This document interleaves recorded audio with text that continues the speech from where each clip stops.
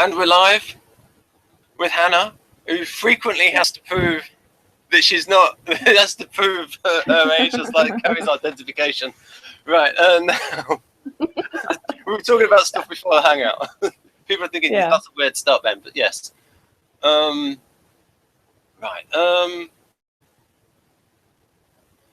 paragraph 3.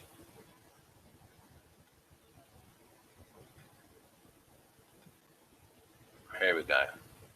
So, oh my gosh, here's a big one. So then, I'll read through the first, oh no, I'll clicked on the wrong square. I'll read through the first sentence and then it's over to you. Healers have a profound sense of idealism derived from a strong personal morality, and they conceive of the world as an ethical, honourable place. Over to you.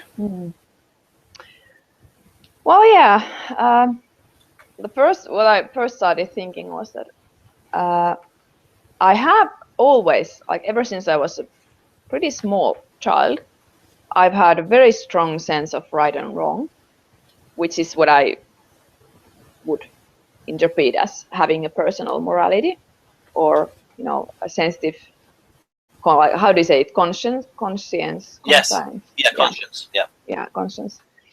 And I've always been very easily reactive to stuff that somehow touch these values, or these like injustice and unfairness and stuff like that. And that has always been very prominent, I would say, in me. And I think all my family agrees, and people close to me agree. And that sense of my internal morality has made me reactive also. So I tend to get easily triggered. Not like I don't get triggered about everything, but there are certain issues that get me triggered. I have always been. Any of the?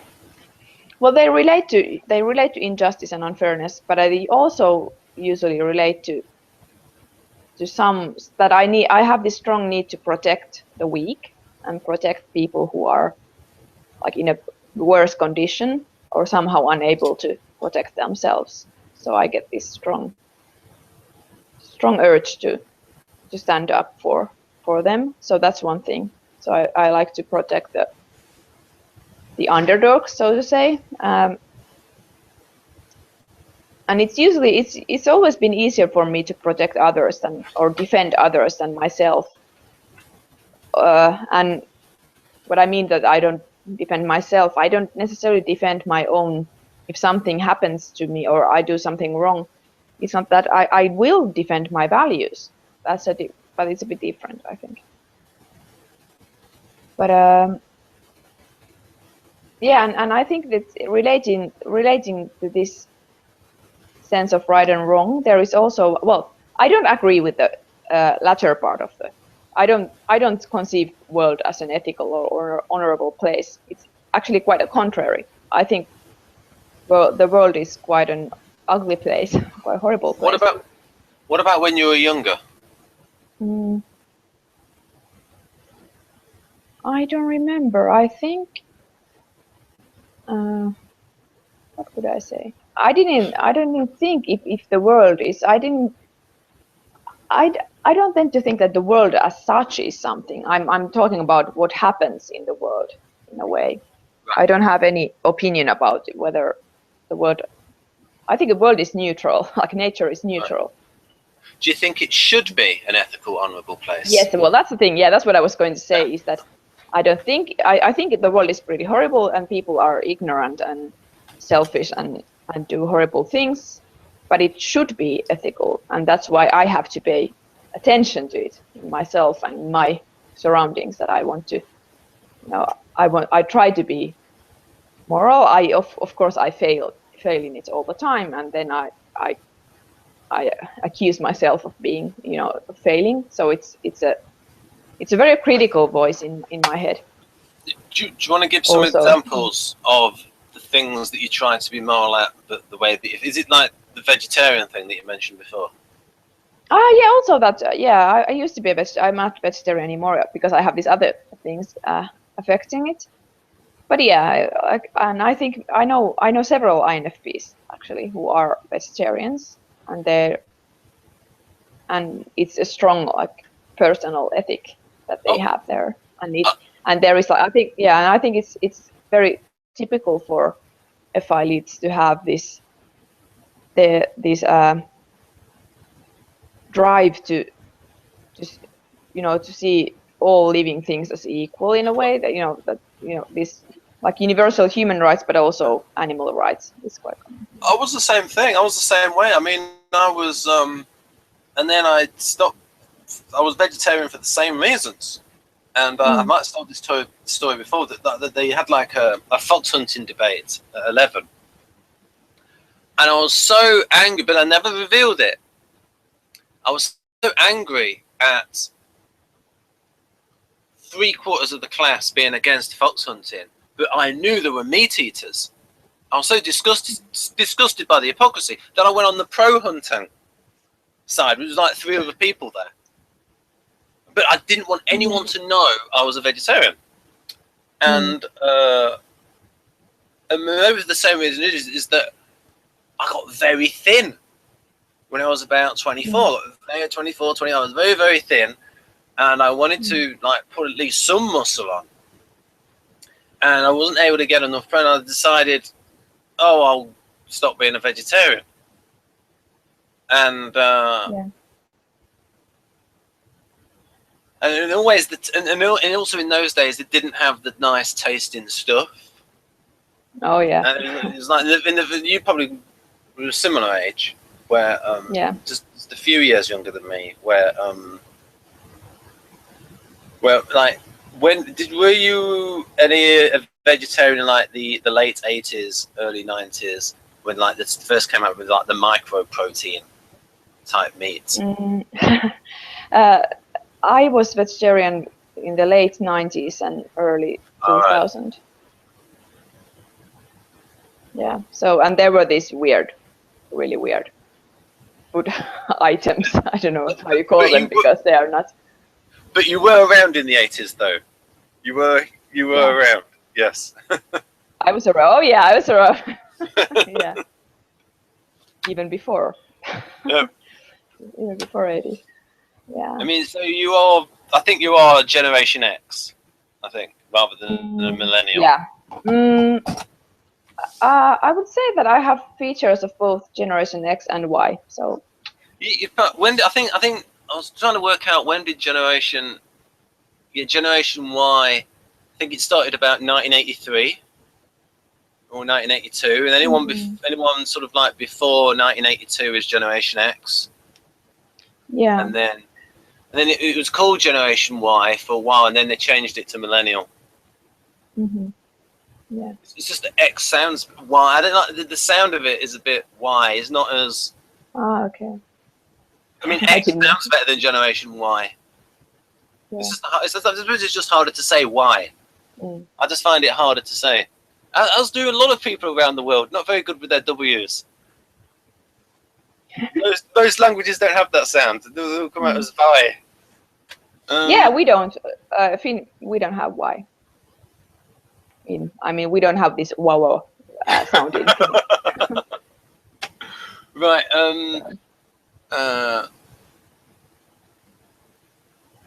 But I can relate to this, what you said. I think it can be typical, especially for young FI leads, this very black and white thinking. So if I'm not perfectly moral, then I'm like piece of crap. This it's very either or, like this idea of body. So you either are moral or you are not. Right. Like, there's no gray zone, and that's the Achilles heel of INFPs often, that they can go to extreme. They are like seeing contradictions, whereas they should see a continuum. And I still struggle with this, that I only see the extremes, like dichotomies. The way this is structured is, I'm looking at the sentences ahead, this is pretty much the area for like talking about any ethical stances that you have, because like the next chapters, it's more of a like, you know, there's not as much room, there's not as much material, so it's like it's pretty much, you know, based on how much time we have. Yeah, we can talk about it. I will say that I don't want to talk if I don't want to, but you can introduce some topics and then. Oh no, I thought you made some. What I meant was what was sort of like we talked about this yesterday is like asked you to make some bullet points of things that you would like to talk about. Well, it depends, in the because I don't. Area. There are so many things that I can talk about.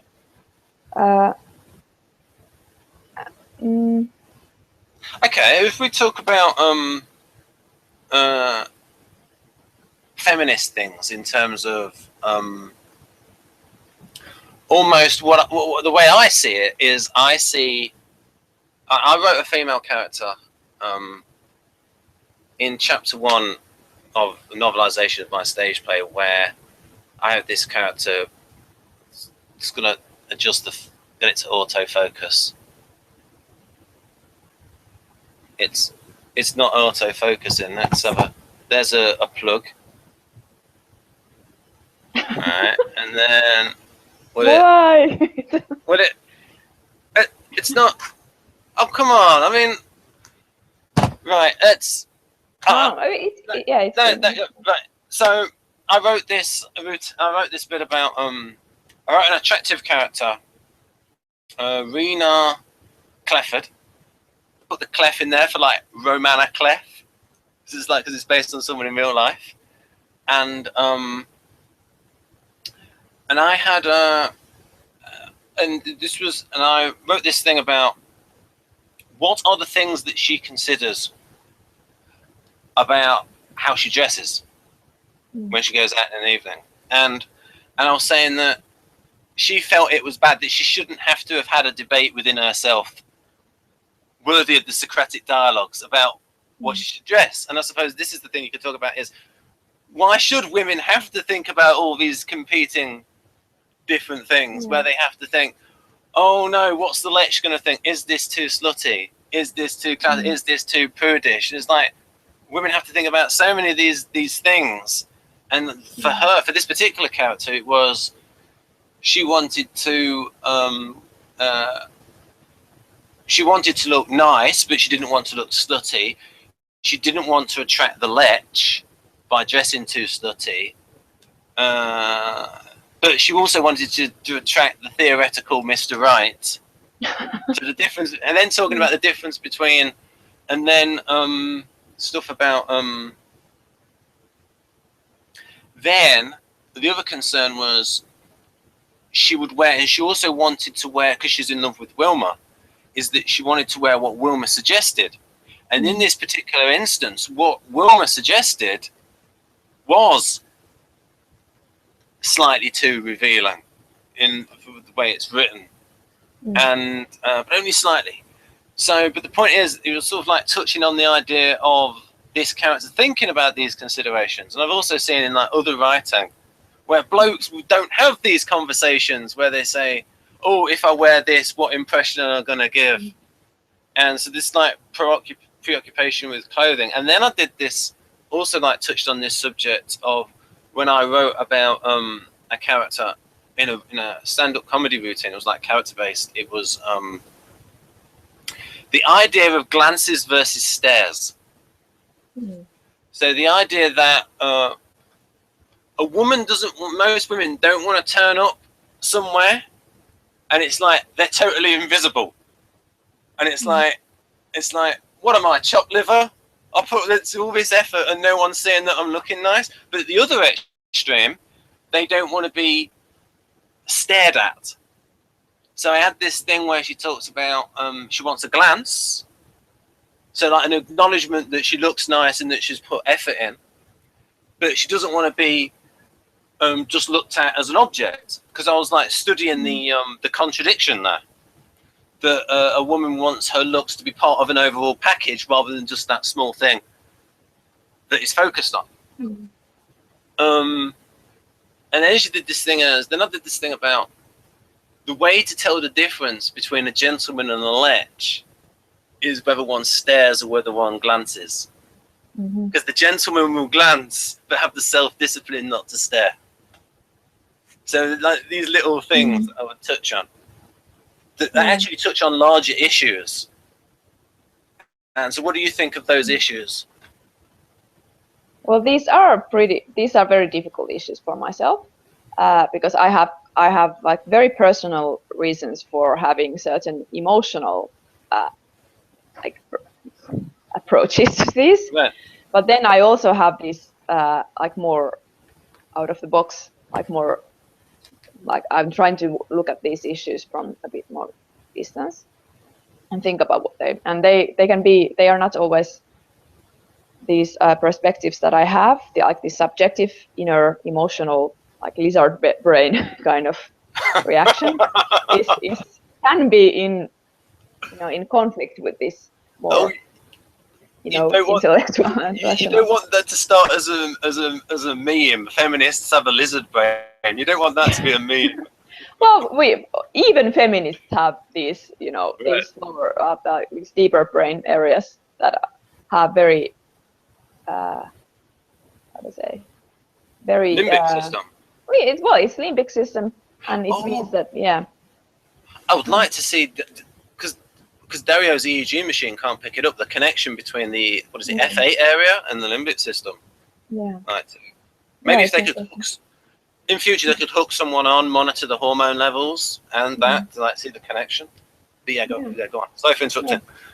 No, it's okay. And so I'm trying to be, I don't know how you say it in English, but in Finnish we have this saying that I'm trying to keep my tongue in the middle of my mouth. Okay.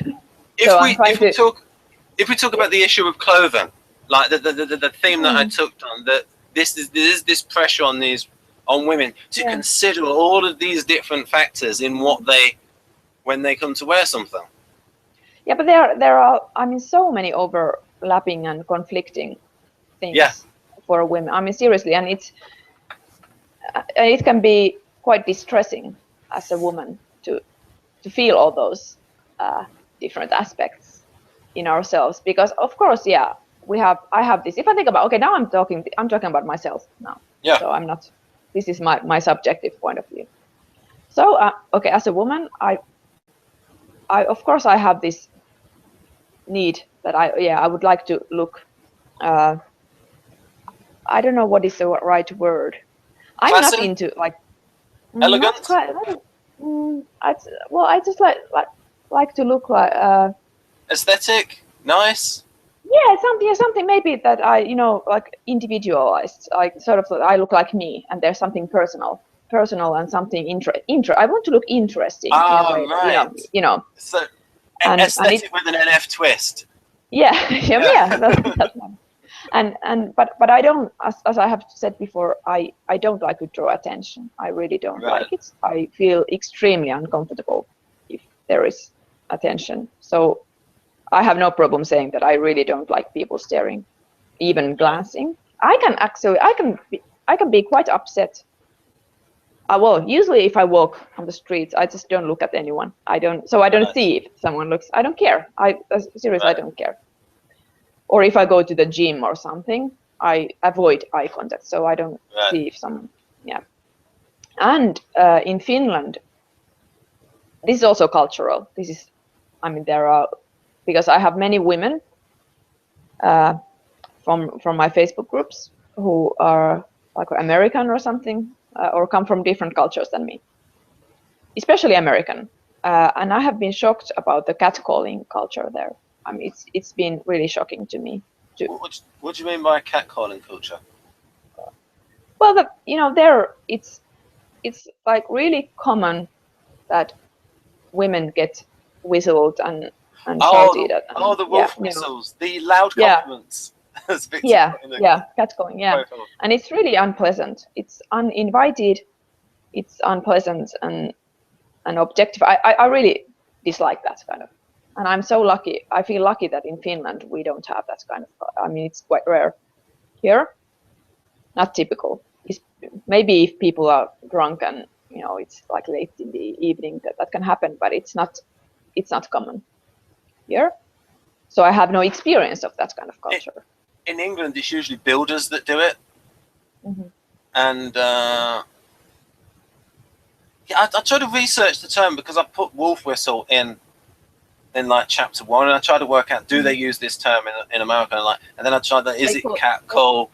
And then I saw, but then cat calling, yeah, but then also cat calling is used for something else, and then sort of I thought, and then I checked it out, and I sort of like, okay, I'll go with wolf whistle. But yeah, I mean, I thought I was going to change it to cat calling. Yeah, I think that's the most common term for this. Yeah. And then like they say, I'm going to say a bad word now, but there's this really funny video made by some women about this smile beach, where they like it's about this actual. Well, it's made funny, but it's reality also, that you should be like, the idea that you should be somehow it's a compliment to be catcalled, where it's not, because it's uninvited. So then these guys can shout to you like smile beach, and you're like, whoa. And it's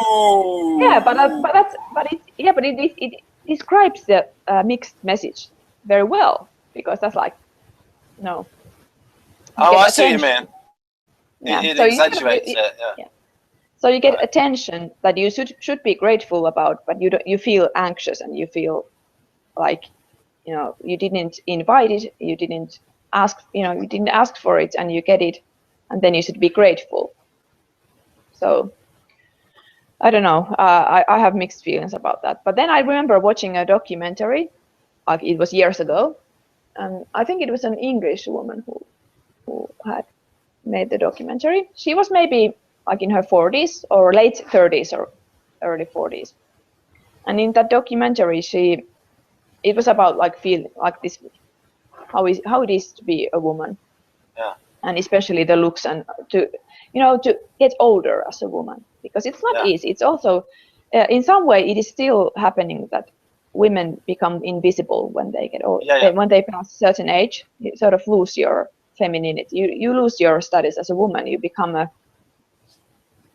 don't know, an aunt or something. I don't know, a granny, whatever. Although what has changed in culture is that, like, especially compared with like 15 years ago, there is a lot more emphasis on the MILF and the cougar now. And even like the age, like there's like films that there used to be like a massive, real cutoff point of actresses, late 30s. And now you are seeing characters in their 40s being sexy. You get more of that in films and TV now. Well, yeah, but those are not necessarily the most realistic impressions of women in their 40s or 50s. On a good subject to this, there was a series called Grumpy Old Women, but really it was just like women over 35 talking about things like that becoming invisible. And some of it touches on this issue. There's a scene in Babylon 5 where Sheridan, the captain, goes to Ivanova, and Ivanova's played by Claudia Christian, so she's like very pretty and good actress as well. And he's talking to her, and she's like in her dressing gown, underwear, but nothing revealing, but that's like dressing gowns.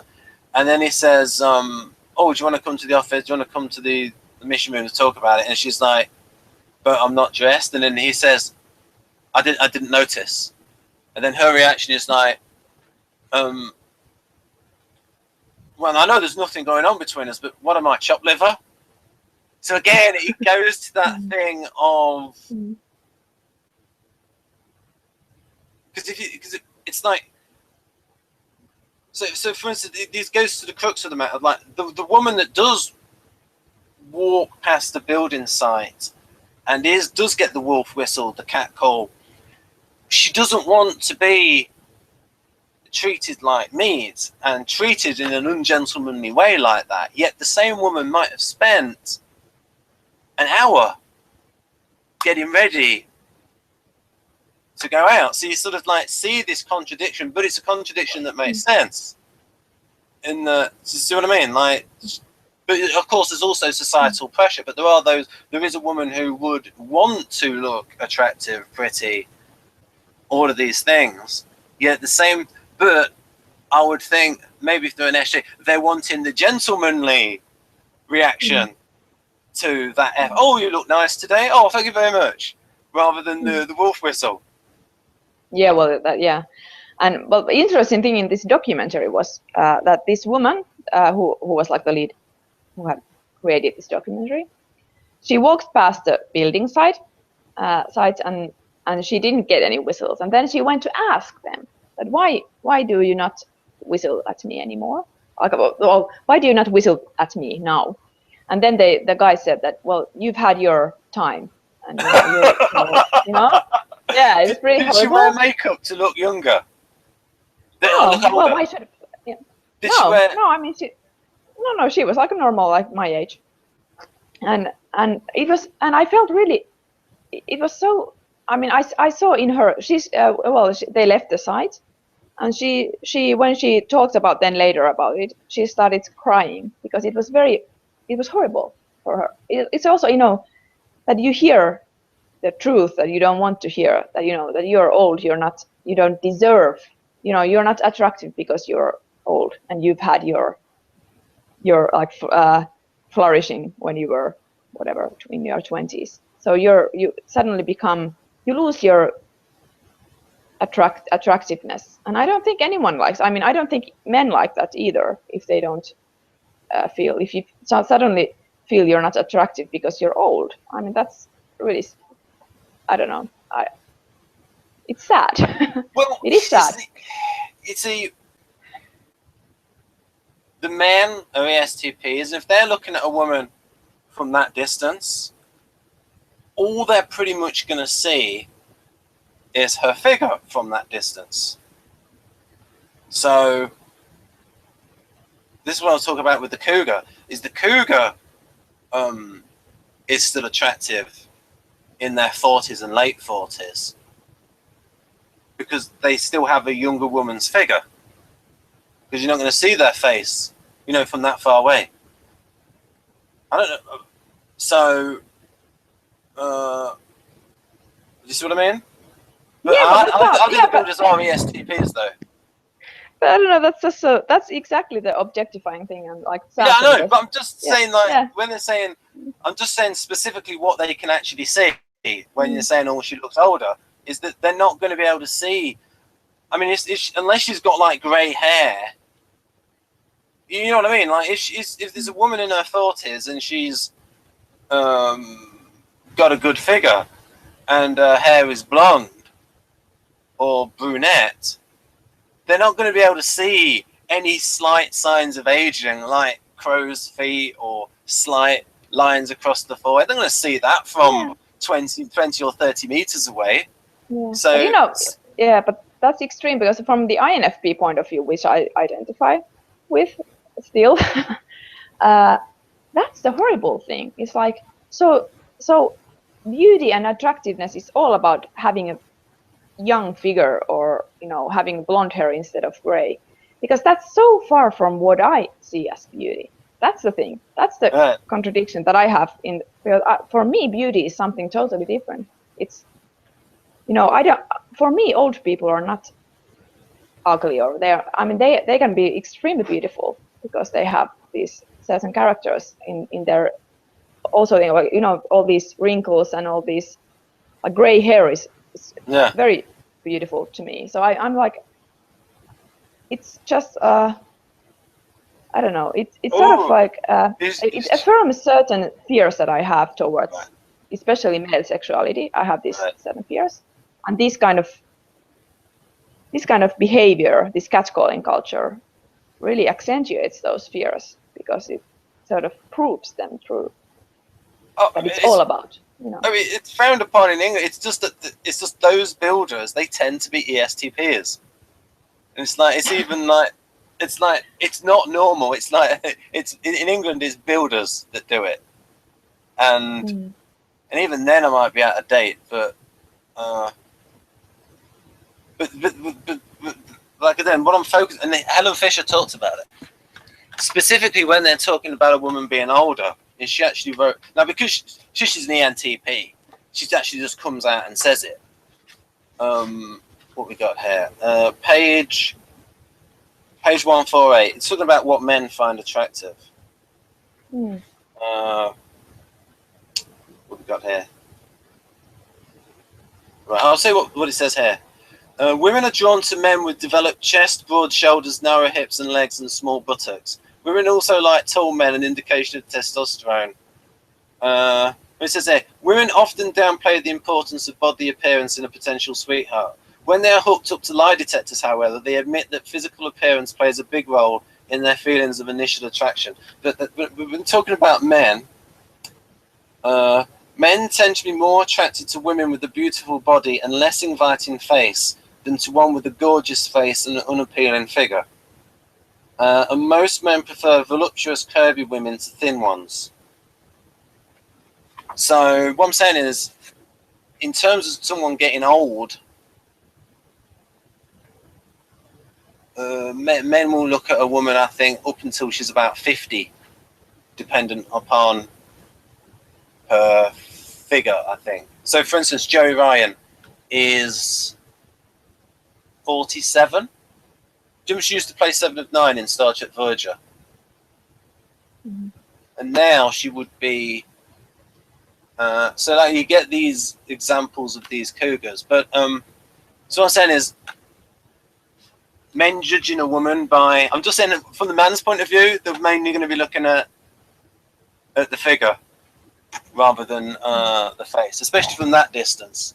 And the ESTPs are very... So that's not normal men, that's ESTPs. Because they even joke about it. In the normal culture, that is frowned upon.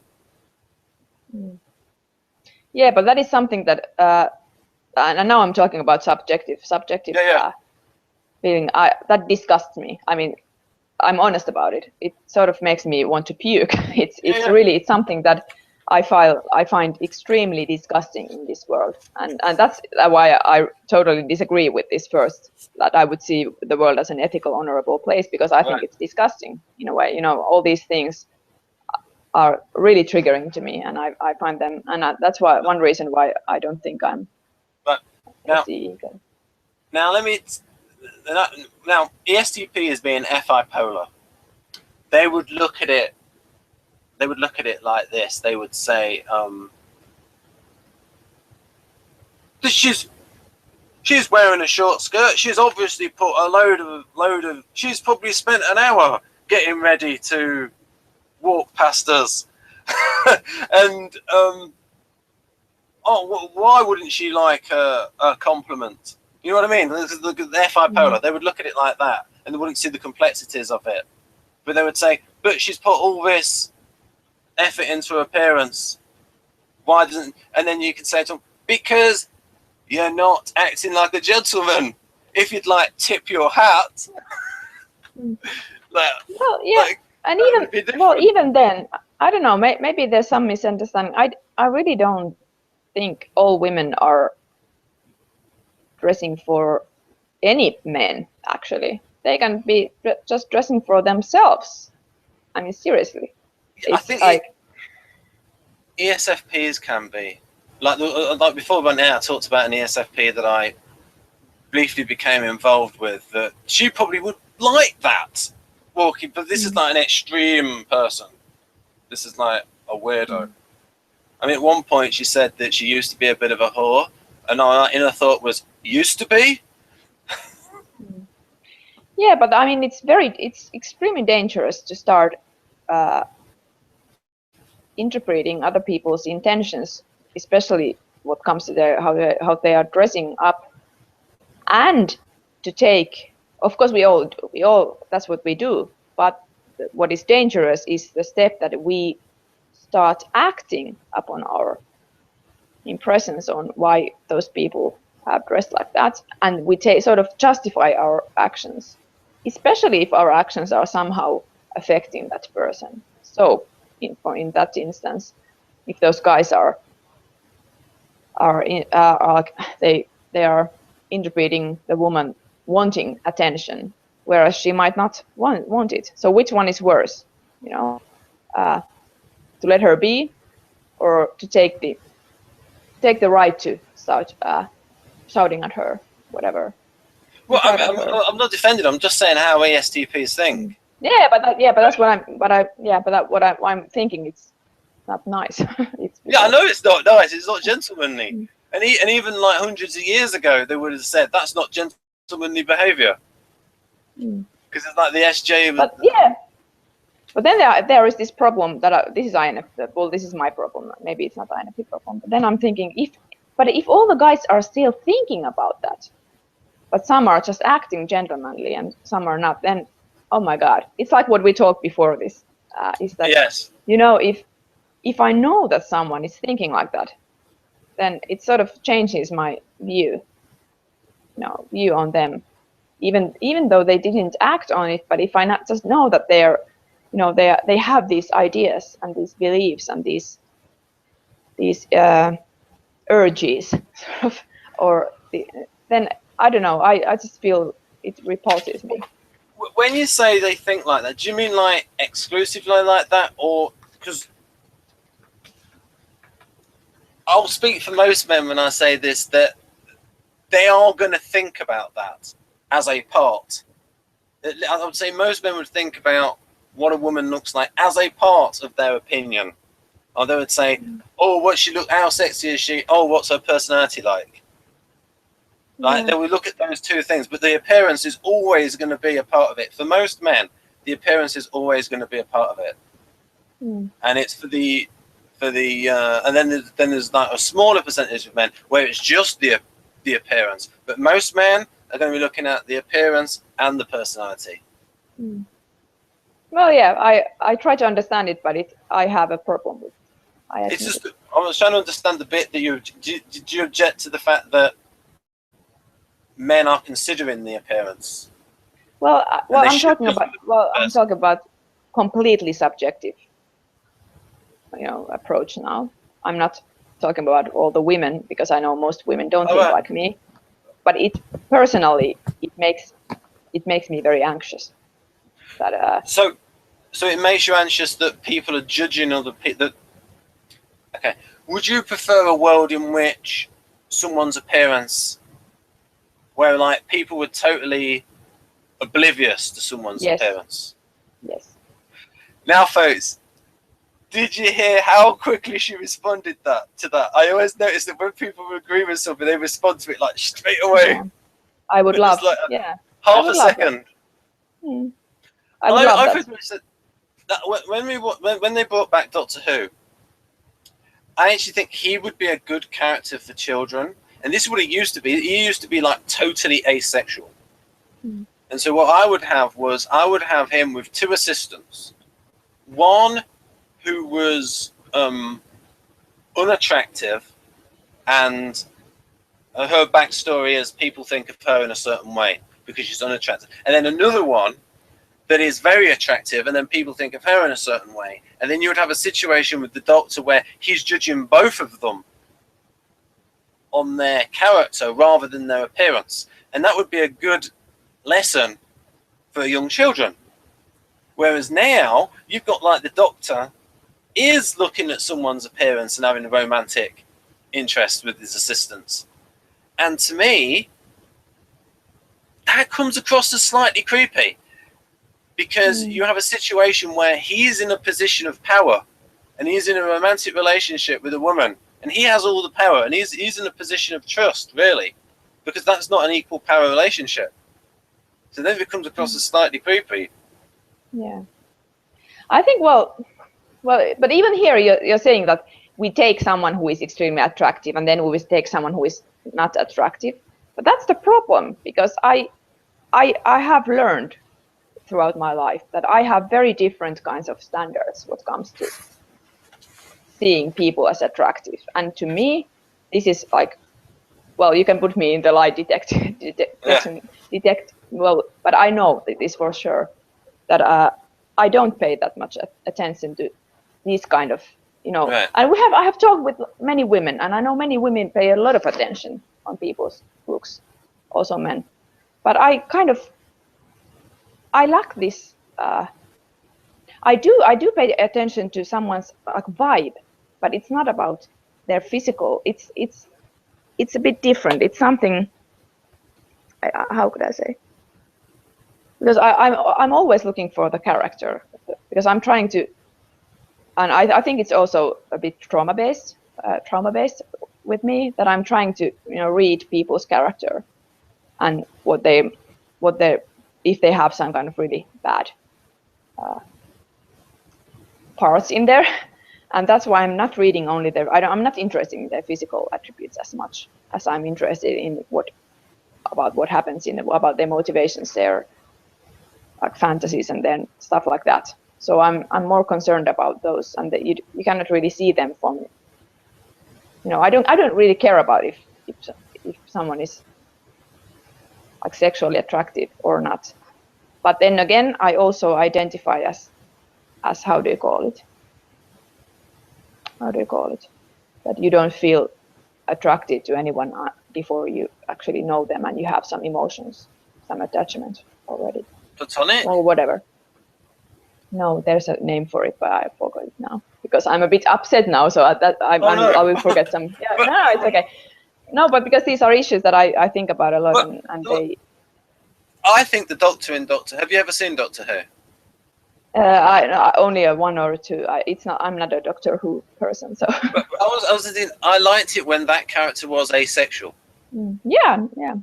And I'm just saying, for children though, if you had a character where he is not judging his assistants at all on their appearance, and then you could tell children something about friendship and not judging people by their appearance. And I think that would be a good message for, say, young girls and young boys by extension. Oh, yeah. So it's like, so you could have a young woman who is like always judged by her appearance. Like I said, the classically attractive and the classically unattractive. And then you could, and the message to the children would be not to put that emphasis on appearance. Yeah. And I think that would be, and I hate the fact that when they talk about the Doctor, and says, now he's having relationships with his assistants. Well, you just made the character ordinary, like everybody else. Yeah, it's true. But that one reason why I have liked all kinds of forums in the internet is that they are not based on physical attributes. In a way, well, not in a way, but I mean, people come there without, if there are no pictures. Of course, taken that there are no real pictures of those people. Just real pictures. That's right. yeah. Like everything is based on how you talk and communicate. So there are no physical attributes, and I think that's interesting. And a lot of what guys do now, if they see a woman's profile on Facebook, is they'll download the image, upload it to Google Image, and see if the picture has been taken off the internet. What? Yes, because they want to see if the woman's using a fake profile picture. In Facebook? Yeah, because there are some that do that. And sometimes it's guys that are pretending to be a chick. Okay, I'm really naive. I mean, this is why I feel that the world is not honorable. The world is not ethical, because people are so frigging stupid. Oh yeah, that's what people do. I mean, it's like one of the tells is someone will appear on Facebook and their photo looks professional. And it's like, what were the circumstances in which they had this professional model's photo? And so they'll download the photo, because on in Google Image you can upload a photo and it will tell you where the photo has come from.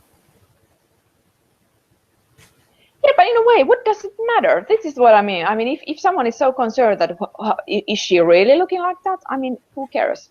If she's a nice person, that's my opinion. I'm just saying, I know that. I'm just saying how guys are like. It's like, she looks professional. That photo looks a bit professional, but this is how much guys do consider the appearance.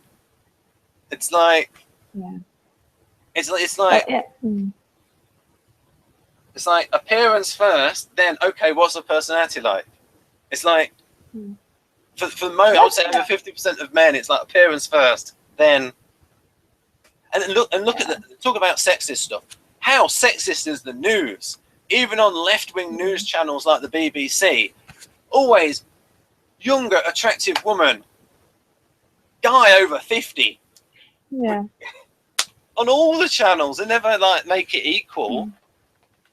Yeah, but that's why I'm really tired of this world. If I'm honest, I feel that, and this is also one reason why I actually identify as an INFP, is that I really feel when there is this last sentence here, I will jump to there now, because it says that isolated by their seclusiveness and infrequency, their idealism leaves them feeling even more isolated from the rest of humanity. And this is something that this is something that many INFPs that I know experience. And I think it relates to this, especially this lack of, maybe it's lack of SE, well, like totally unvaluing SE.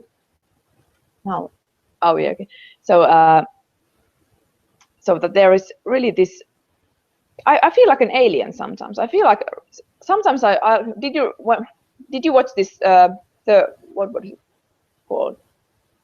The TV series when this group of aliens came to this comedy series. What was it? Third Rock from the Echo. Oh yes, Third Rock from the Sun. Yes. Yeah. And I liked it because it, because there were these gender roles were a bit mixed, and they didn't understand these weird humans.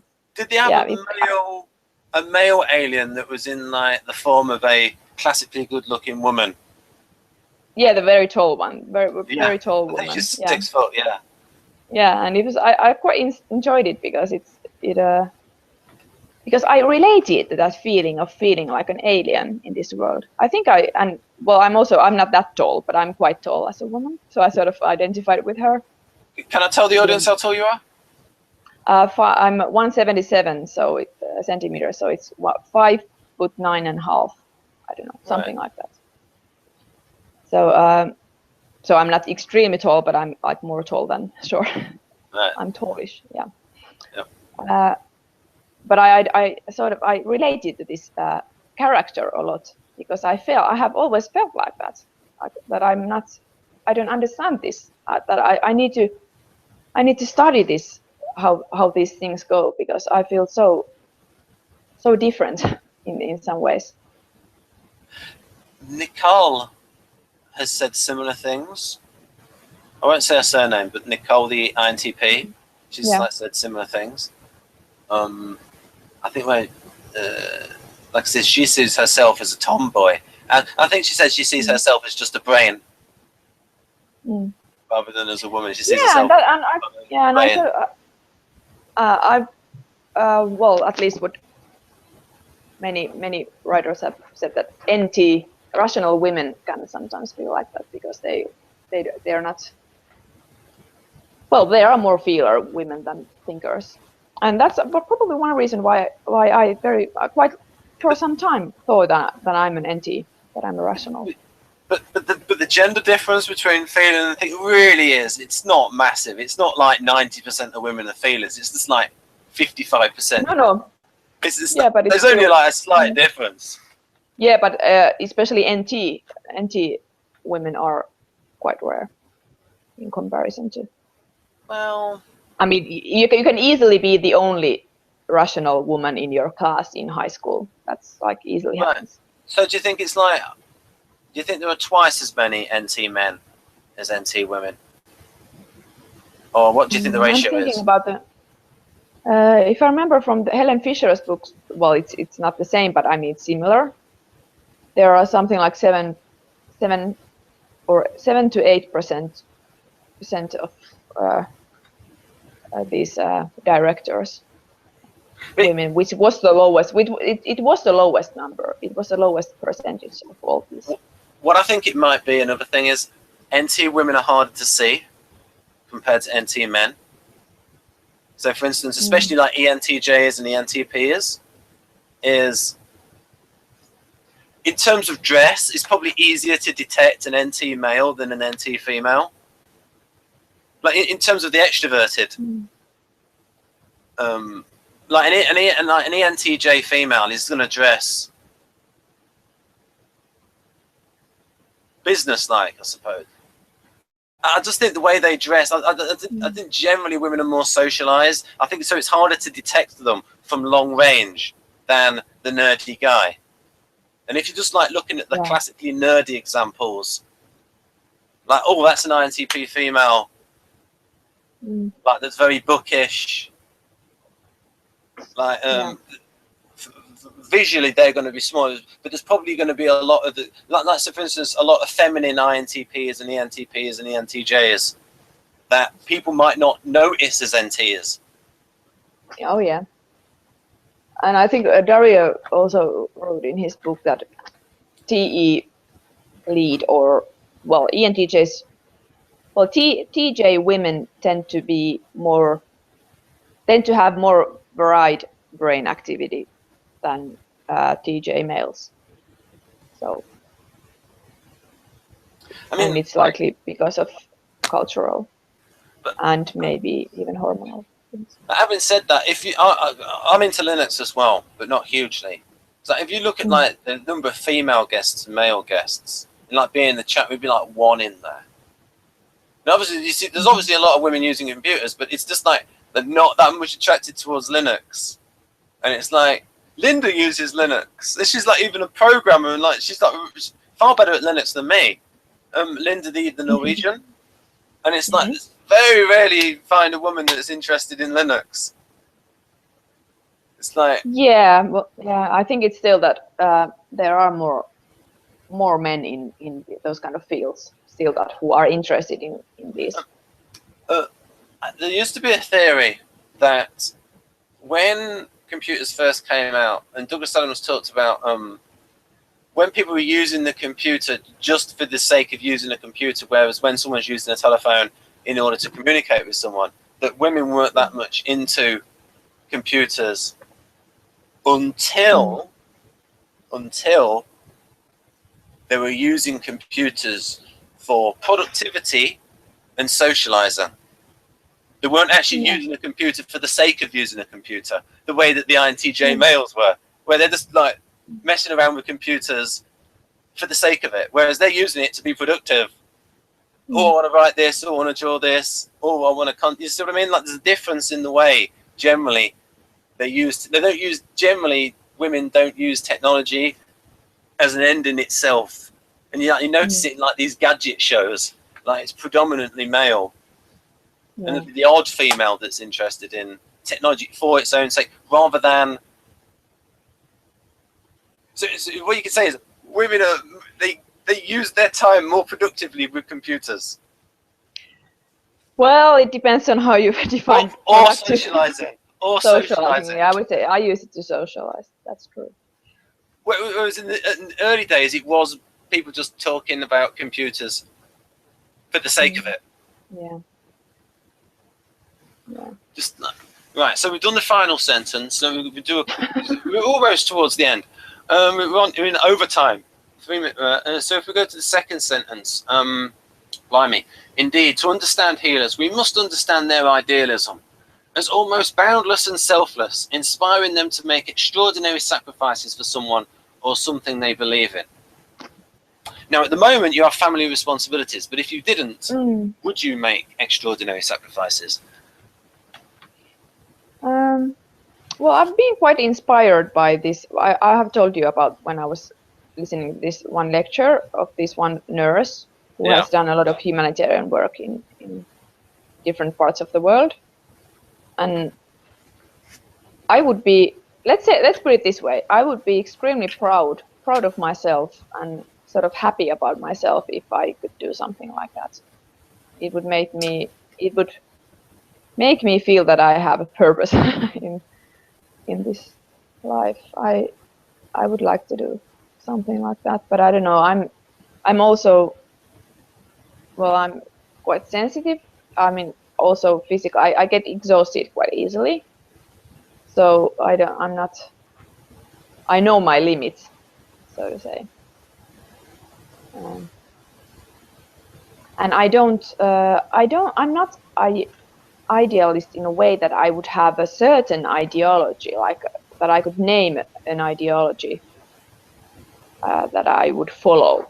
I think that's not very FI. I think it's more FE to follow a certain kind of ideology. I think it's something maybe more personal in a sense.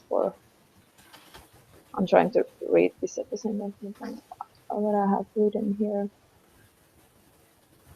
But I did when as a child, yeah, I can mention this.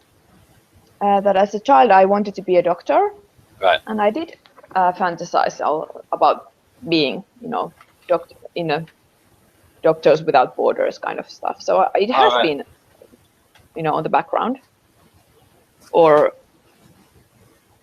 being a psychologist or something that making a difference and helping people and working in crisis situations. So in a way, putting my own needs on the background. Just like to say that there are a lot of doctors who are ESFJs. Yeah, I can imagine. Yeah, sure. Because the motivation being to care for people, and they've got fantastic memories. Yeah, sure. And also there are ESTPs. Like I think the best surgeons are ESTPs. Oh yes. Yep. So I INFPs are probably. Yeah. I think Ben Carson is a STP. Mm-hmm. What is it? The pediatric neurosurgeon. Mm-hmm. The way he talked about his behaviour as a young child, like pushing teachers and seeing how far they would go, and he would like do it like just before the bell as well. So like strategic button pushing. Mm-hmm. I'll put a question in the side. Yeah, yeah, it's okay. Yeah. Okay, well, if you want to talk the way I've written it, do you want to talk about being a greenie? I think that's quite sweet. Yeah, I have. Yeah, I have identified as a. Well, okay. I do identify as a Green, and I belong to the Green Party. But I don't see it as like that. I should be somehow loyal to it, or I don't feel I have any how do you call it, obligations towards the party. So I feel very free to criticize it also, right. So or not vote for it. So it's not that you're an ESTP or an ENTP, it's just that you're loyal to your own values. Yes. First. And you'll be loyal to them if their values align with yours. Exactly. For instance, well, as an example, I have supported Amnesty. I supported Amnesty like every monthly. I had some money going to Amnesty every oh month. Right, sorry. When you said supported Amnesty, I thought you meant like immigration or something. But Amnesty International. Amnesty International. So I was a supporter, monthly supporter. But when they had some, maybe it was not that long ago, maybe a year or something. They had this weird, well, to me, they had some statements about prostitution that made me quite upset, and I quit it. So I changed my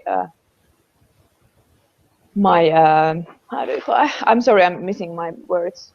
So I'm giving money to UNICEF now. Right. Okay. Yeah. So I changed my target. Mine is Oxfam. Yeah. Okay. What does it do? I don't know. What does it do? Well, Oxfam. Oh, they're like the biggest provider. Probably the Gates Foundation might be big. It's for famine, basic needs. Ah, okay. That sort of thing. It might be a different name in Finnish because if there was mine go to I used to be also for Greenpeace was my other, but now we have UNICEF and then we have the Red Cross. So those are our babies now in my family here. Oh, yeah. like Jeff, ESFP, he sponsors 2 children. Yeah. And he talked about in his videos that he chose one of them because he could tell that the young girl was an ESFP by the way that she stood. And he said, "Oh, I'm going to sponsor her." Yeah. So that he sponsors a young boy and a young girl. Yeah. 2 completely different parts of the world.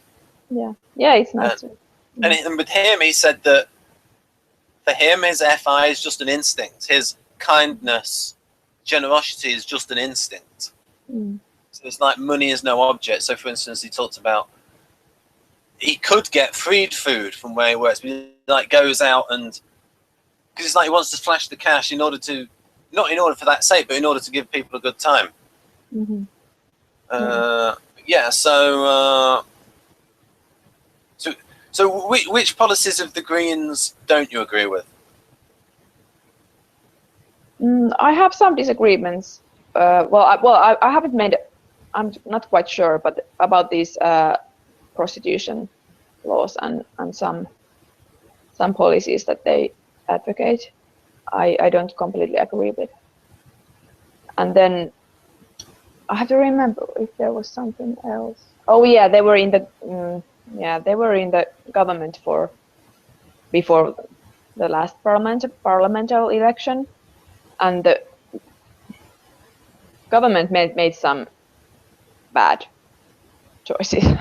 I mean, I was a bit disappointed how my party didn't. So basically, because they're in a coalition, they compromised, and you were annoyed that they compromised. Yeah, in some cases. That's a real FI versus something. That's an FI versus pragmatism. Yeah, it is, but but because I understand that that happens, you know, you have to, in order to get something through, you have to compromise in some. So I sort of accepted it, and I still belong to Greece, so you know, it didn't make me. So you accepted it, but it was still like a punch to the stomach. Yeah. Because it's like, and you sort of then extrapolate as well. You really don't have any principles because you've compromised.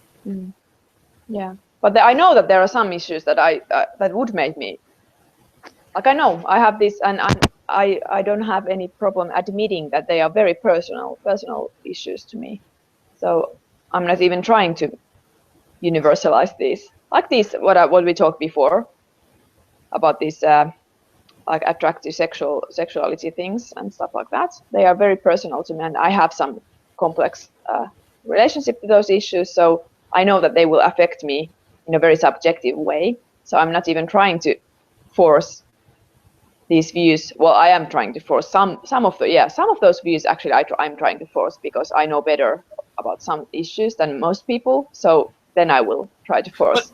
But to me, what you've said is just the mainstream classical feminism of these issues. No, it's not only. Well, the ones that you've mentioned, not the prostitution thing, but the things when we were talking about appearance and looks, that's mainstream, I would think. Mainstream issues. Why do you think so? Because it's just what I've heard before, and it's also what I've thought about when I'm writing female characters. I don't know why is it. But why is it feminism? I mean, it's also just a female experience. That's what I mean. It's become so mainstream. What used to be considered feminist in the 60s and 70s, and arguably they could say they went too far with all the bra burning stuff. But I don't know. I think if it was feminism, then I would have some kind of goal in, you know. But I know that I'm sort of I've given in that I know that I cannot change people. So, you know, I cannot change how men perceive the world. If they perceive females as some kind of, you know, objects that they want to have contact with, and that's like their primary attribute that they, you know, that they have towards those women. What can I do? If they are like that, then they are like that, and I just have to accept it. But what happens to me is that then I become I feel like an alien. Then I feel alienated. Then I feel like I want to, you know, shut my doors. You know, I get this feeling that I want, if I cannot change the world, then, you know, everyone just piss off and, you know, leave me alone. You know, I don't want to take part in this world because it's ugly. That's a difference. When I was younger, I felt a huge pressure to be like that, you know, to be that woman who gets those looks but also doesn't want to get those looks. You know, I thought about those a lot more, and I still think about those. Well, I'm married, so I have to, you know, I'm not alone. I have to live these things through every day in a way, and they are really triggering. And I have talked with many of my friends who are my age, and these are not easy issues. They are really quite upsetting things that we have to think about, and it also creates a lot of shame because it's really horrible to think about. Why do I have to even think about these things? It feels humiliating. It's really humiliating. It's horrible. It's disgusting and humiliating. So that makes me angry. Yeah. But my reaction nowadays is more that just go away. I don't want to be involved in this world. That's my reaction. That's like when I wrote that character where she said she shouldn't have to have this debate within herself. Yeah. Where she's thinking about all these factors about when she has to consider when she's choosing her outfit to go out in.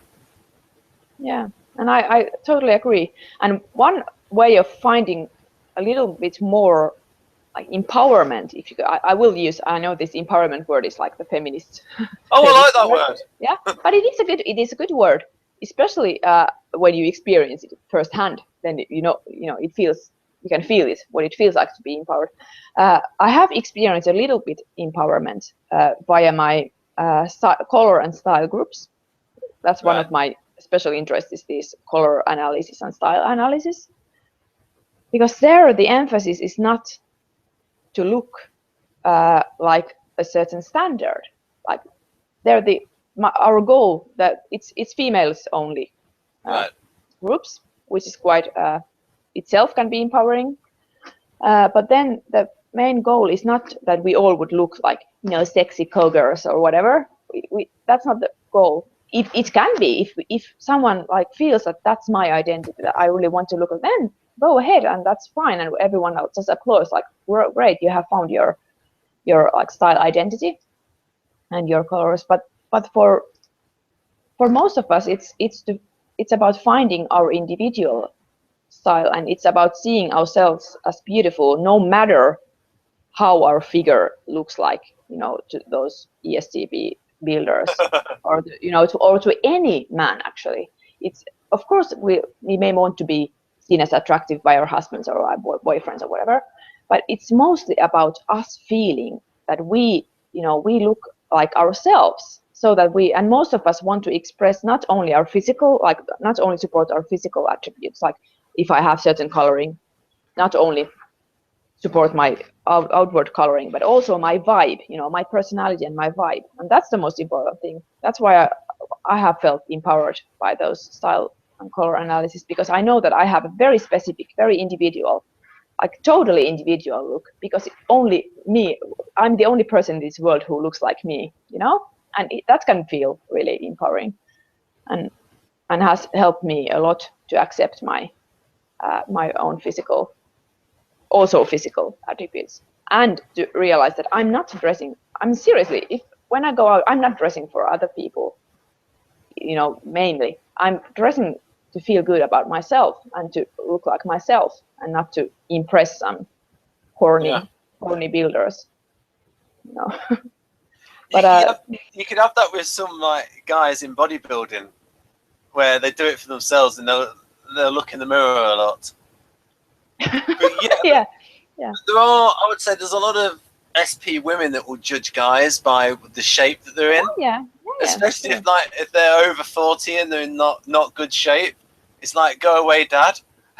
But then nowadays I've heard about this, some like these dad boards. Yes, the dad body. Okay, I don't, but that's also, I mean, that's like, I cannot help but feel that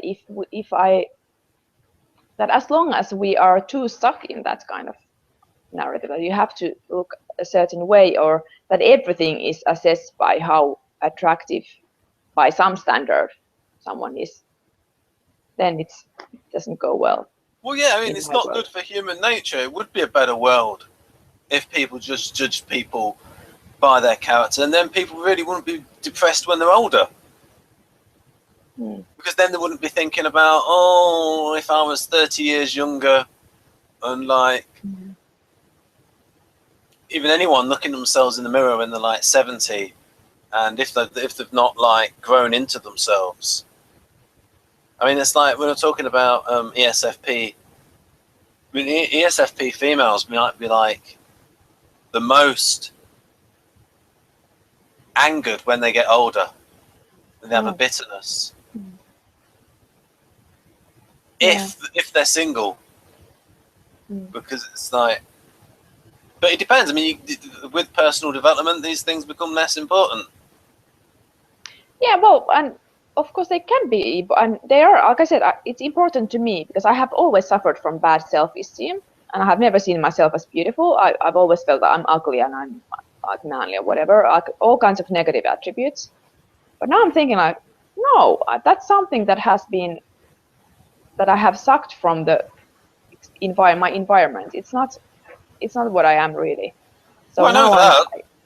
yeah, but it's like it's really, yeah, but it's really important to me now to concentrate to something else than trying to feel some kind of standard that I will never be able to feel because I have never felt that, you know, I have never been a classically sexy woman, you know. I that's not my that's not my how do you Well, where I would go. I mean, I've done about 20 hangouts with you. There must be like 5 hangouts where I put a compliment in there. Like I did one with Jeff. He just talked about the stand-up. I thought this, like you're saying, you wouldn't want the stand-up comedian to say, "Who is this supermodel?" in the audience or something like that. Where But like I said, that you know, most men like curvy women and those. You read the Fisher's book. Oh yeah.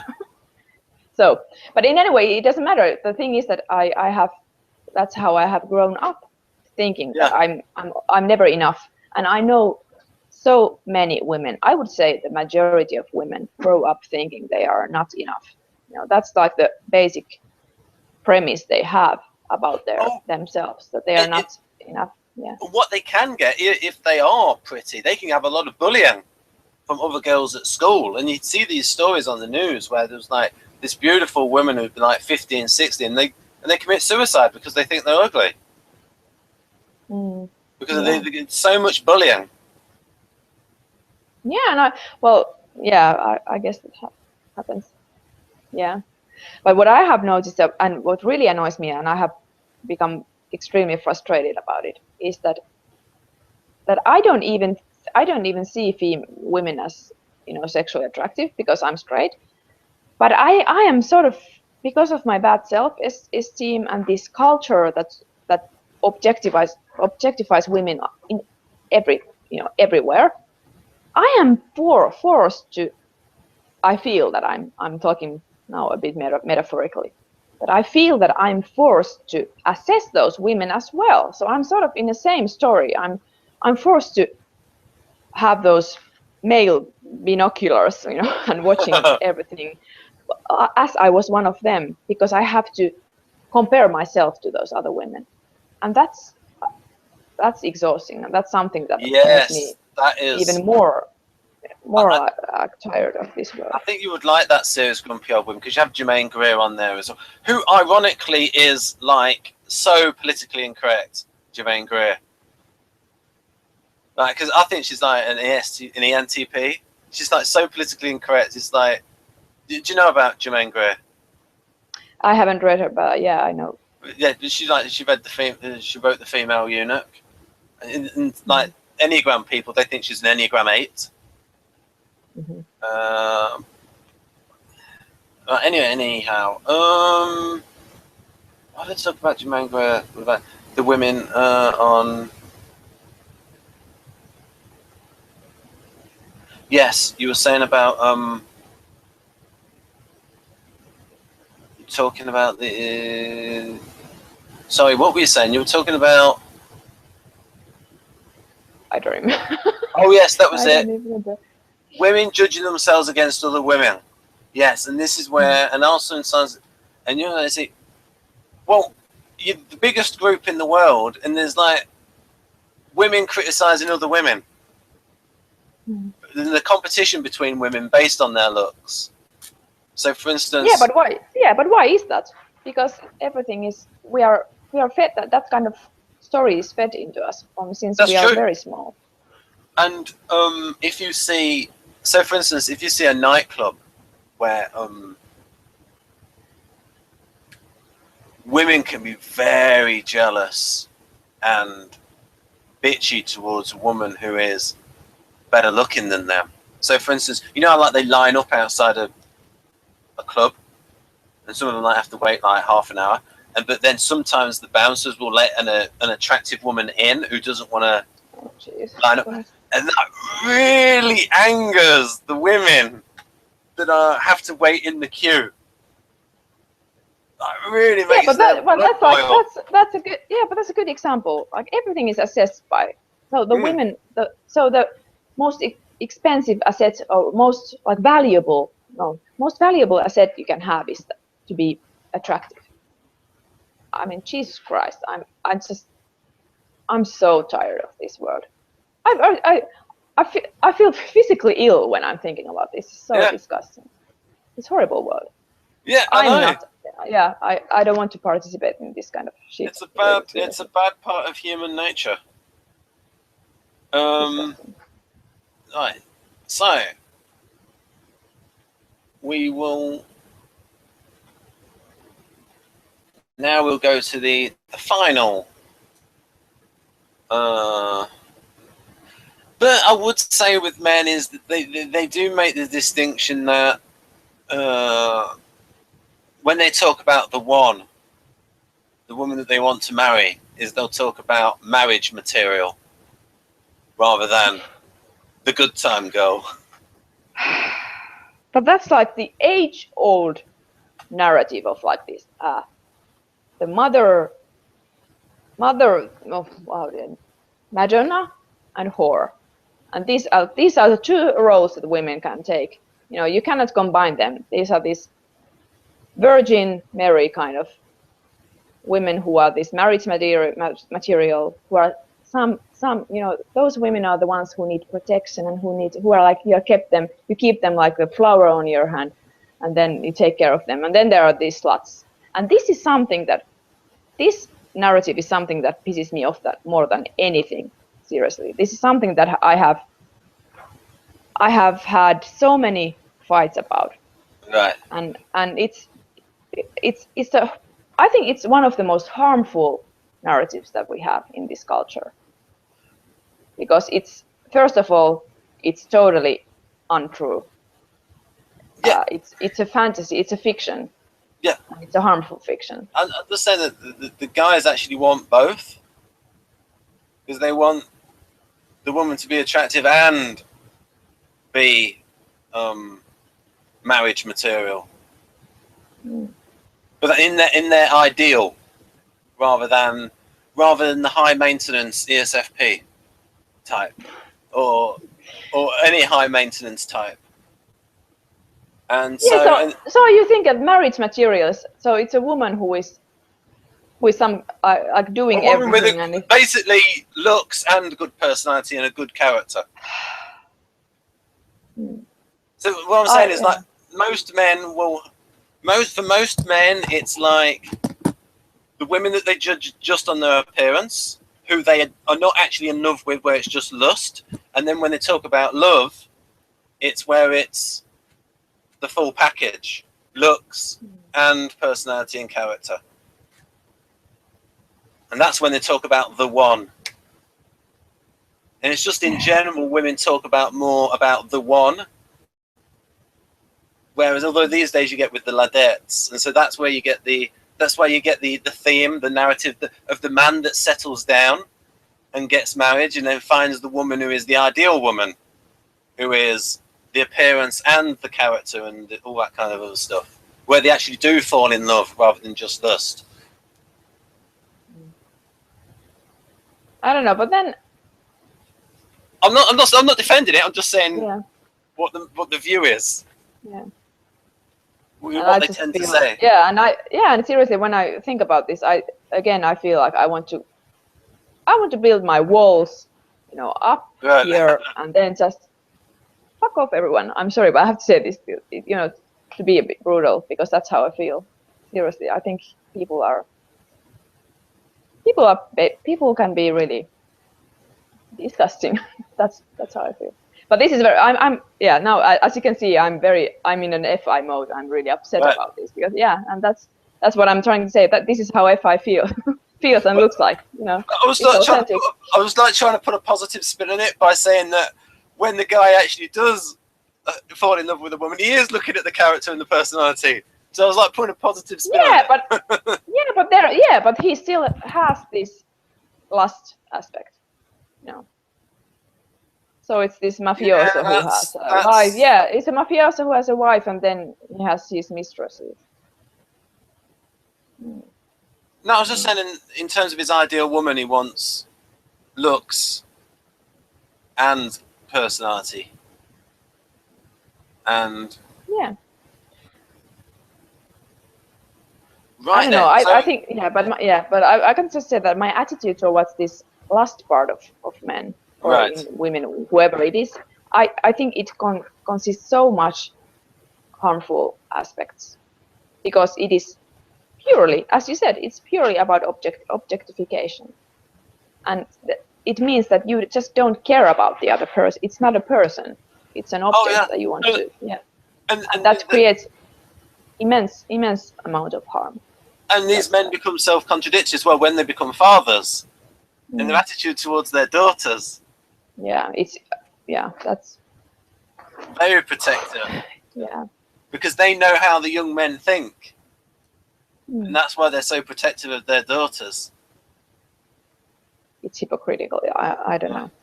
Maybe they should just teach their sons to think about it, I don't know. But also these men are older as well, like 20 and 30 years older. Yes, there's going to be hypocrisy on part of it, but there's going to be maturity as well. So the final sentence is in the middle, in the epic. Right. So we have here. You might have looked into this. They are the shaman, the medicine man, witch doctor of the tribe, the prince or princess in fairy tales, the true knight or defender of the faith, like Don Quixote or Joan of Arc. Joan of Arc? She's more ISFP in my opinion. No. I think she's NF, but I've heard INFJ sometimes, but maybe she's INFP. I don't know. I would imagine more extroverted censor with Joan of Arc. Yeah. To actually. But she might be. I don't know. I haven't analyzed her. I just find it hard to imagine an INFP or INTP like doing something. So anyway, I don't know much about the story of her, how much religious conviction was behind her. Yeah. What we can end on is talk about, from what you know about Don Quixote. I think you were saying before, probably not an ENTP, in your opinion. He's not an ENTP. No way. Well, I mean, he would be an exceptional ENTP, I think. Depends. I guess it depends. Well, I have to admit, I haven't read it. I have a certain a conception of him or this character. So I might be totally wrong, but my conception of Don Quixote, or where I often call myself as a Donna Quixote. Quixotic. I feel that I understand that I am with my ideals, and as you saw just a while ago, I was quite authentically being FI. Yeah. And it's unrealistic. I understand it. I mean, it's unrealistic.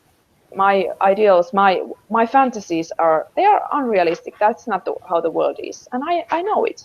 But also, I cannot change my values and my feelings. I think as parents, they have similar feelings when they tell their children, hey, do not judge this person on their appearance, and they can step back from it and say, hey, you shouldn't judge people. You know what I mean? When they try to teach their children those values. Yeah.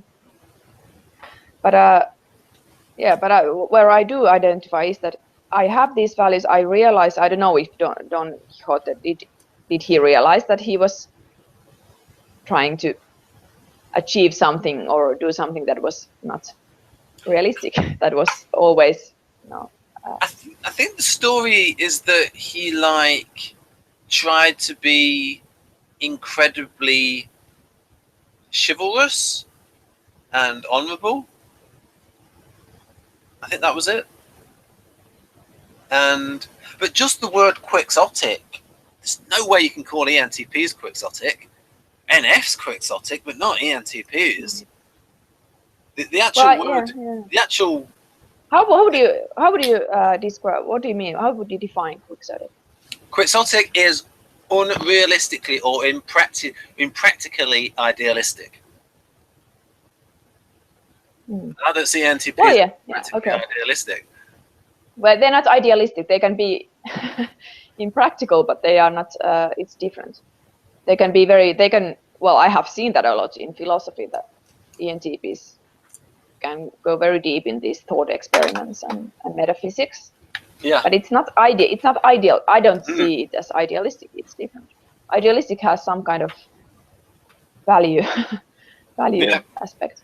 Yeah, that's what I mean. They don't have the values. Yeah. Go on. And when I think of Don Quixote, I just think about a phrase: fighting against windmills. Ah, yeah. So, like I said. Yeah. Yeah, just say it. How is it defined? It's just quixotic here, and it goes to the character: extravagantly and romantically chivalrous. Right, but that's like the original meaning.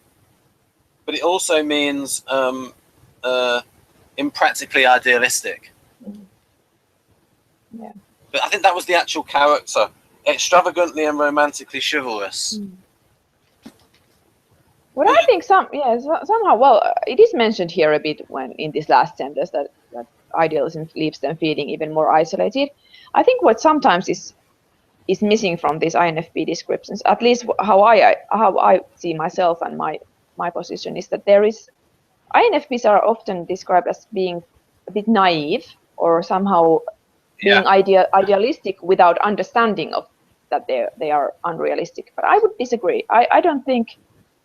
I think there is more about this melancholy in INFPs, that they have these fantasies, they have these ideals, but they do understand that they are, like I said just a while ago, that that's how I relate to this Don Quixote, that I know that I'm fighting against windmills. I know that I'm fighting. Right. I'm being unrealistic, but I cannot change myself. But you don't want to accept it. Well, I can even accept it, but I cannot change myself. I mean, how would I? So I should become some kind of horny ESTP. Whoa, no, thank you. I'm not going to be. I'm not going to be like that. I have to accept that. Yeah, I'm not the same as most people. Yep. I don't feel. Yeah, but it's not nice. It's not nice because I feel hurt and upset and disgusted every day, basically. But that's my life. Dario has proven that INFPs and ESTPs are opposites, and so for the socionics bigots out there, the people who think that the only one true system is socionics, well, the Dario INFP is the EII because it's the opposite of the ESTP, just as in socionics. Yeah. Right. So, but yeah, quixotic is impractically idealistic. Is pretty much what and then that definition was going straight to the character. She had some weird. I doubt the ability of ENTPs to type people, because if we are meant to believe that on the one hand that they are totally rubbish at reading people and at judging psychological distance, and yet the same person who can be terrible in this situation is suddenly then going to be able to read people and work out their character? No. Those two things don't go together. In order to work out someone's character, you have to understand their motivations. And this might be why Aushra had 3 weird typings. One, Don Quixote as an ENTP is a weird typing. Robespierre as an INTP is a weird typing because he was like very forceful. And then another weird typing is Napoleon as ESFP. Because in Keirsey, Napoleon's an ENTJ. But maybe that's just the popular image of, just because he had like a big ego on a better one for ESFP would be like Casanova. Now, do you know what I call? You know what? Do you know what I call the ESFP now? If I'm like using a nickname, What Now, did I you- could have said it then while you took a drink. I could have made you do a spit take, Okay. but I'll say it about, so I'll be a gentleman and won't. I won't Oh, you're very cute. Yeah, I very won't do it. quixotic. No, I would say that the ESFP, my nickname for the ESFP is the Bill Clinton, and then. Yeah, but it's You good. see- I mean, Dario said he's ESFP. Oh yeah. His word is final. Yeah, I mean, it's good. It's fitting. Right, so we have, just for the end, I'll briefly put it on screen to prove that we have covered every bullet point, which is about 4 sentences. It took us like 2 hours. This is so. Yeah, we talked for an hour and a half beforehand, and in fact that was better hangout than this, but you're never going to know what happened before, people. Yeah. You never know. I admit I feel a bit ashamed. This was more emotional. I was more emotional here than in most other hangouts. But maybe it's good to see this part of my. Well, I knew not to push on a certain topic. Yeah, I mean, I'm not blaming you. I'm just like reflecting how I feel. Yeah. But yeah, I mean, when I was thinking there about writing the female characters, it was because I was writing those characters and putting myself in the position and imagining those things. And if I wasn't in that, then I wouldn't have thought as deeply about those things. Yeah, it sucks. Right then, folks. So, bye from me. And bye from me. Right, here we go.